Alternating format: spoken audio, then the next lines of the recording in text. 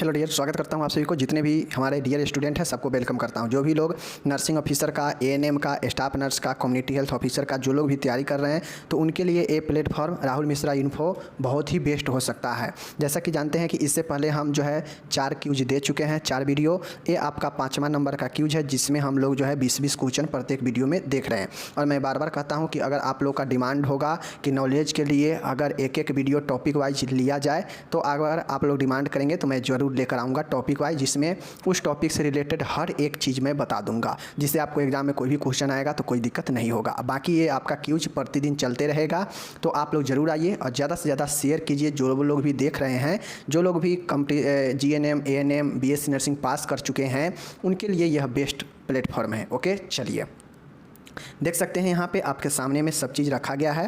पहला जो प्रश्न है मैं बता दूँ प्रश्न क्या है, देख सकते हैं।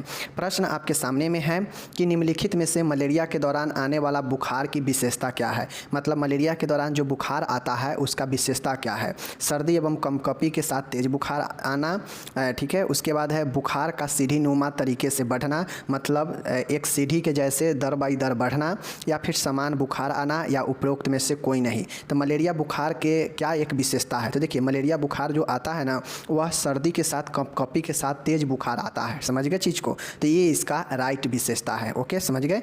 चलिए अब यहाँ पे दूसरा नंबर का जो प्रश्न है आपके सामने में, निम्नलिखित में से कौन सा रिस्पायरेटरी इन्फेक्शन नहीं है। मतलब श्वसन संक्रमण इनमें से कौन नहीं है। ब्रोंकाइटिस नहीं है, क्षय रोग नहीं है, निमोनिया नहीं है, मेनिंजाइटिस नहीं है। इसमें से श्वसन इन्फेक्शन कौन नहीं है। तो ब्रोंकाइटिस ये भी है, क्षय रोग ये भी है, ठीक है। निमोनिया आपका ये भी है फेफड़े का, और मेनिंजाइटिस जो है ये आपका किस चीज़ का है, मस्तिष्क का जो है आपका मस्तिष्क का जो मेनिंजिस है उसका इन्फेक्शन है। समझ गए। चलिए 2 नंबर का हो गया। तीसरा प्रश्न आप लोग देखिएगा यहाँ पे, निम्नलिखित में से मलेरिया किस रोगाणु द्वारा होता है। मलेरिया किस रोगाणु द्वारा होता है। HIV द्वारा होता है, प्लाज्मोडियम द्वारा होता है, कैंडिडा द्वारा होता है, या माइकोबैक्टीरियम द्वारा होता है। किसके द्वारा होता है आप लोग बताइए। समझ गए चीज़ को। तो मलेरिया किसके कारण होता है, प्लाज्मोडियम, समझ गए ना, प्लाज्मोडियम के कारण होता है। यह मादा एनोफिलीज मच्छर के द्वारा होता है जो प्लाज्मोडियम ग्रुप का है। ओके, चलिए 3 नंबर का हो गया। चौथा नंबर के देखिएगा, निम्नलिखित में से ट्यूबरक्लोसिस का कारण कौन सा है। ट्यूबरक्लोसिस का कारण कौन है।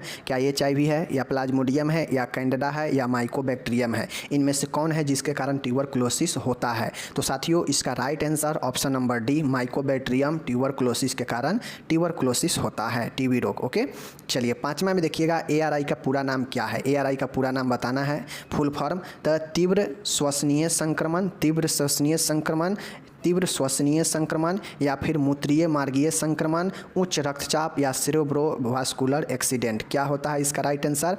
तो देखिए इसका ARI का जो फुल फॉर्म होता है पूरा नाम, वो एक्यूट रिस्पायरेटरी इन्फेक्शन होता है। यानी एक्यूट मतलब तीव्र, रिस्पायरेटरी श्वसन, और I फॉर इन्फेक्शन। तो ये नंबर सही होगा। ओके, चलिए 5 नंबर मैंने बता दिया। 6ठे नंबर का प्रश्न है, यहाँ पे आप लोग देख लीजिए। कहता है UTI का पूरा नाम क्या है। UTI ये सब क्वेश्चन आपका बहुत ही अच्छा लेवल का पूछता है, फुल फॉर्म से रिलेटेड भी।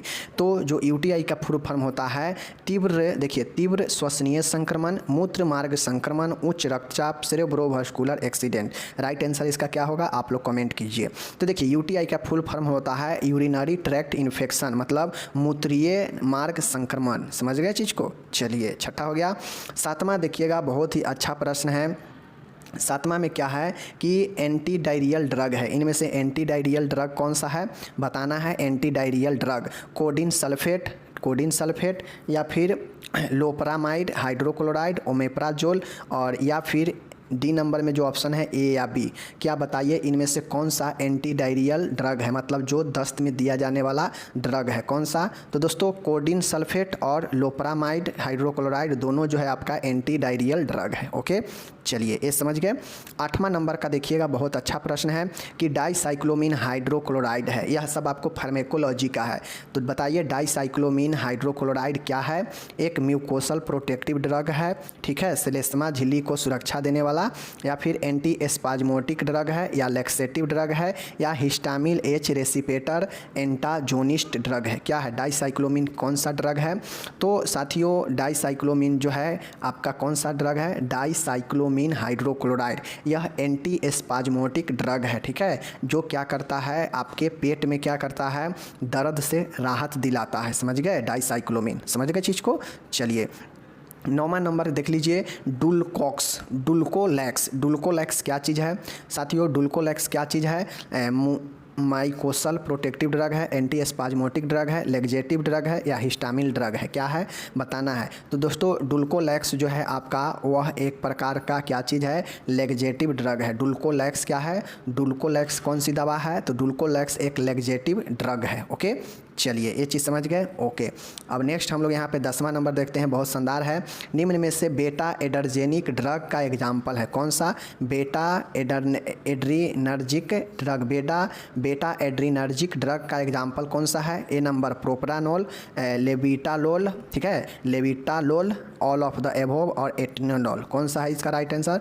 तो साथियों आपको बताना है। तो 10 का डी है एटिनोनॉल जो है, एटिनोनॉल जो है आपका कौन सा है इसका राइट आंसर? एटिनोनॉल जो है वह आपका देखिए एटिनोनॉल, लेविटालोल और प्रोपेनॉल, ये तीनों जो है आपका बेटा एड्रेनर्जिक ड्रग है। ए सी ऑप्शन सही होगा। ओके, चलिए लोल लगा जो आ गया है समझ लीजिए यह बेटा एड्रीनर्जिक ड्रग है। ओके, चलिए 11 नंबर का देखिएगा, बहुत अच्छा है।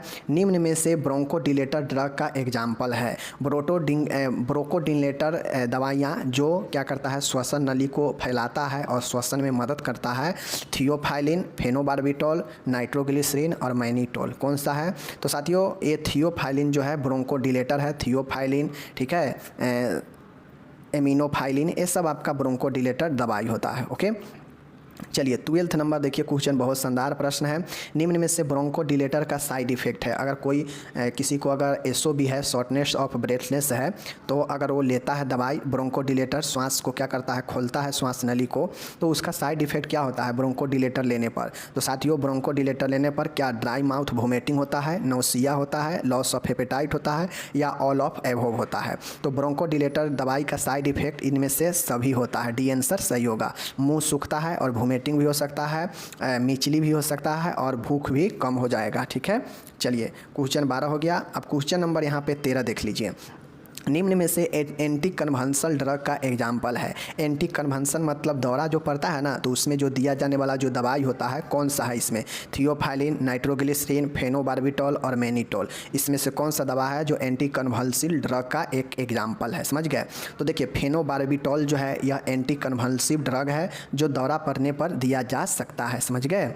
अब कन्वेंशन का मतलब ही होता है कि अवक्षेप या दौरा। ओके, क्वेश्चन नंबर 14 देखिए। 0 से 1 ईयर का बेबी एक डेली फ्लूइड रिक्वायरमेंट होता है, मतलब 0 से 1 ईयर के बेबी को डेली कितने फ्लूइड का रिक्वायरमेंट होता है? तरल का कितने ज़रूरी होता है? ए में है 40 ml पर केजी बॉडी वेट, 60 ml पर केजी बॉडी वेट, ठीक है, 90 ml पर केजी बॉडी वेट और 120 ml पर केजी बॉडी वेट। कितना ज़रूरी होता है 0 से 1 वर्ष के बच्चे में? तो साथियों ये जो आपका राइट आंसर होगा आप लोग देख लीजिए, यहाँ पे क्वेश्चन नंबर 14 है, 14 का डी होगा। ठीक है, 120 ml पर केजी बॉडी वेट का ज़रूरी होता है 0 से 1 वर्ष के बच्चे में। समझ गए? तरल की इतना ज़रूरी होता है। 15 नंबर देखिएगा, बहुत शानदार है। एक प्रेग्नेंट वोमेन की रिस्पायरेशन रेट समान महिला की तुलना में क्या होता है? मतलब एक नॉर्मल महिला के तुलना में एक प्रेग्नेंट वोमेन के कितना श्वसन दर होता है? क्या होता है बताना है। तो देखिए 15 नंबर में है कम होती है, अधिक होती है, बराबर रहती है, कुछ नहीं कहा जा सकता है, बताना है आपको। तो एक प्रेग्नेंट वोमेन महिला जो होती है उसका नॉर्मल की तुलना में अधिक होता है रिस्पायरेशन रेट। ओके, चलिए ये सब आप लोग जान लिए। 16 नंबर देखिए। निम्न में से सर्वाइसाइटिस के लक्षणों में शामिल है, मतलब सर्विक्स का ही जो है प्रॉब्लम सर्वाइसाइटिस कहलाता है। ठीक है, सर्विसाइटिस कहलाता है। इसका लक्षण क्या है देख लीजिए। वैजिना से बदबूदार सिक्रेशन आना, सर्वाइकल टेंडरनेस, सेक्सुअल इंटरकोर्स के दौरान दर्द, उपयुक्त सही। तो सर्वासाइटिस का इसमें से क्या होता है एग्जाम्पल आपको बताना है। ओके 60 नंबर का प्रश्न है और इसका जो है आपका सब के सब सही है। चूँकि सर्विक्स जो है वैजिना और यूट्रस के जोड़ता है, बीच में रहता है सर्विक्स, तो यह वैजिना से भी सिक्रेशन आता है बदबूदार, सर्वाइकल टेंडरनेस भी रहता है और सेक्स के दौरान जो है दर्द भी होता है। ठीक है, और तो इसलिए इनमें से सभी हो जाएगा सर्वासाइटिस के लक्षण में। ओके 70 नंबर देखिए, निम्न में से जेनिटल प्रोलैप्स का कारण क्या है। जो जेनिटल होता है जननांग, उसके प्रोलैप्स का कारण क्या होता है।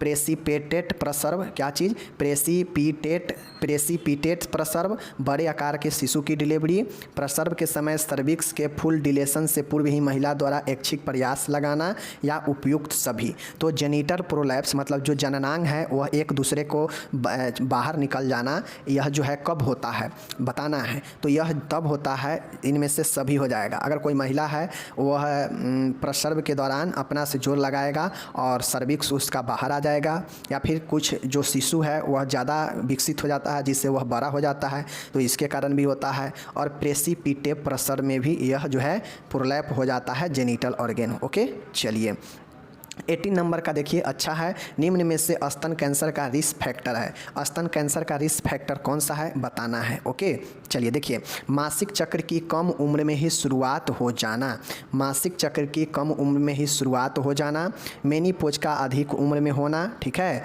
और ऐसी महिला जिसमें पहला बच्चा जो है 30 वर्ष की उम्र के बाद हो, और इनमें से उपरोक्त सभी। क्या होगा इसका राइट आंसर। तो साथियों उपयुक्त सभी है जिसके द्वारा जो है कोई महिला के स्तन कैंसर का होने का फैक्टर होता है। जैसे मासिक चक्र कम उम्र में ही शुरू हो जाएगा तो ये जो है स्तन पर प्रभाव पड़ेगा ही पड़ेगा। मेनिपॉज मतलब जो मेंस्ट्रुएशन साइकिल जो चलता है उसका रुकने का जो समय होता है वह अधिक होना, 45 से 50 नॉर्मल है, अगर इससे भी अधिक होता है तो ये कारण बनता है स्तन कैंसर का। ऐसी महिलाएं जो 30 वर्ष के अधिक बच्चे का जन्म देती है तो ये कारण बनता है स्तन कैंसर का रिस्क फैक्टर। ओके, और आजकल आखिरी क्वेश्चन है, आज हम ओनली 90 क्वेश्चन ही लिए हैं, तो आप लोग देखिए आखिरी प्रश्न 90 नंबर है, गर्भवती महिला की नॉर्मल रिस्पायरेशन रेट कितनी होती है। ऊपर में तो हम लोग देखे हैं कि कम होता है या ज़्यादा, अब बताना है कि गर्भवती महिला के नॉर्मल रिस्पायरेटरी रेट जो है रिस्पायरेशन रेट कितना होता है। क्या 10 से 12 प्रति मिनट, या 12 से 20 प्रति मिनट, या 18 से 24 प्रति मिनट, या 24 से 30 प्रति मिनट, कितना होता है। क्योंकि हम जानते हैं गर्भवती महिला का रिस्पायरेशन रेट बढ़ जाता है, तो बढ़ने के बाद नॉर्मल कितना रहेगा इस सब का, तो 18 से 24 हो जाता है। नॉर्मल तो हम लोग जानते हैं कि 16 से 20 होता है, तो यह रिस्पायरेशन बढ़ जाता है प्रेगनेंसी के दौरान, तो इसलिए 18 से 24 इसका औसत राइट होगा। ओके चलिए, तो आप आज जो है आप लोग का यहाँ पे प्रश्न समाप्त हो गया। अब जो भी लोग हैं वो अच्छे से इसको शेयर कर दीजिएगा ताकि हमें मोटिवेट मिले, ज़्यादा से ज़्यादा लोग जुड़ेंगे, ज़्यादा से ज़्यादा लोग इसका फ़ायदा लेंगे तो हमें मोटिवेट होगा, तो और बेहतर से बेहतर नर्सिंग के लिए कंपटीशन के लिए आप लोग का तैयारी करवाएंगे। क्योंकि आप लोग जानते हैं कि अब हर स्टेट में लगभग एग्ज़ाम के द्वारा ही अब सिलेक्शन लिया जा रहा है और लिया जाएगा भी आगे, तो आपको पढ़ना ज़रूर पड़ेगा। तो आप यहाँ आते हैं तो आपको एक रेगुलर बेसिस में वीडियो मिलेगा, और अगर आप लोग सपोर्ट करेंगे तो हम टॉपिक वाइज वीडियो भी लाकर आप लोग को क्लियर करते रहेंगे। ओके चलिए, बाकी एक क्यूज का आज 5वां वीडियो समाप्त होता है। मिलेंगे कल अगले वीडियो में नंबर 6 के साथ, तब तक के लिए टेक केयर, बाय बाय, धन्यवाद।